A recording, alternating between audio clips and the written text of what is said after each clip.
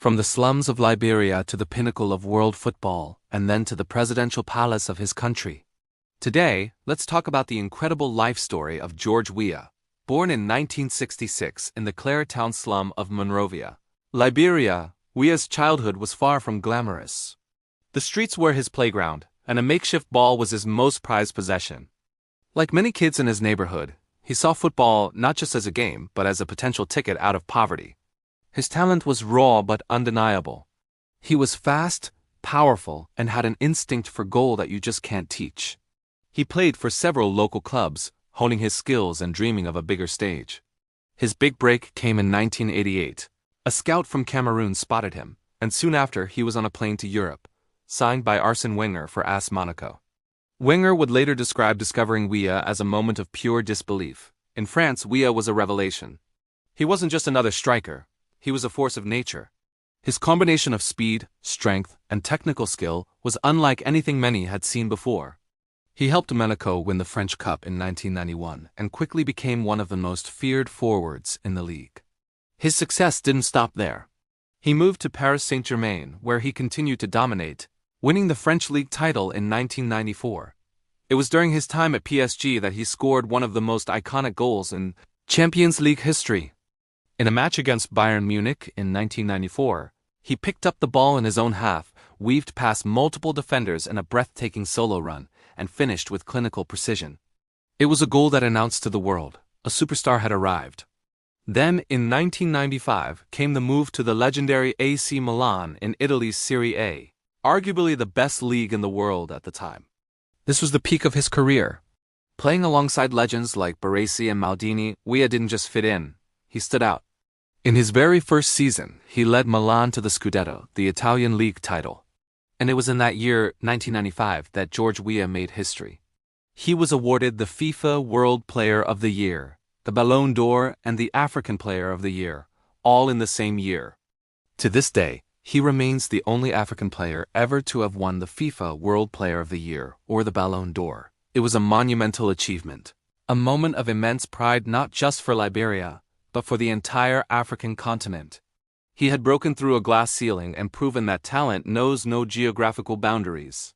One of his most famous goals came from Milan in 1996 against Verona. He collected the ball from a corner kick in his own penalty box, and then he just ran. He ran the entire length of the pitch, shrugging off defenders, before calmly slotting the ball into the net. It was a goal that perfectly encapsulated everything about him: power, pace, composure, and sheer audacity. It's still considered one of the greatest solo goals of all time. But while Weah was celebrating personal glory in Europe, his home country, Liberia, was tearing itself apart. A brutal civil war had erupted, causing unimaginable suffering and loss of life. Weah couldn't just stand by and watch. He became more than a footballer. He became a beacon of hope. He used his platform and his own money to support his people. He was a vocal advocate for peace, pleading with world leaders to intervene. He funded the entire national football team, the Lone Stars, paying for their travel, kits, and bonuses, hoping that football could be a unifying force in a divided nation. He was a humanitarian first, and a footballer second. He once said, "Football has been my life, but the life of my people is more important than a game." His efforts nearly paid off in the most magical way. In the qualifiers for the 2002 World Cup, he acted as player, coach, and sponsor for the Liberian team. Against all odds, they came agonizingly close to qualifying, missing out by just 1 point. Though they didn't make it, the journey inspired a nation and showed the world the power of sport to heal and unite. After his illustrious playing career, which also included spells at Chelsea, Manchester City, and Marseille, Weah hung up his boots, but his service to his country was far from over. He saw the devastation, the poverty, and the need for leadership. His people saw in him not just a football hero, but a man who had never forgotten where he came from. They urged him to run for president.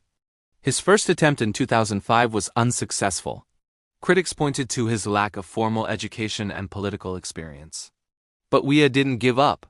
He went back to school, earning a high school diploma and then a degree in business administration from a university in the United States. He learned the ropes of politics, serving as a senator for Montserrado County.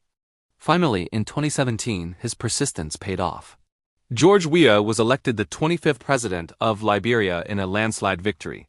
The boy from the slums of Clara Town, who used to kick a raggedy ball on dusty streets, was now the leader of his nation. His inauguration was a moment of incredible national celebration. It was a story that seemed too good to be true. His presidency, which ended in early 2024, faced immense challenges: a struggling economy, corruption, and the legacy of war. His political career, like any leader's, has been subject to debate and criticism. But regardless of one's political views, his journey remains one of the most inspiring tales of our time. George Weah's life is a testament to the power of dreams, resilience, and a deep love for one's country. From a child of poverty to a global football icon, a humanitarian, and a head of state, he showed the world that your circumstances don't define your destiny. His story is a powerful reminder that with talent, hard work, and a heart for others, you can truly change the world. Thanks for watching.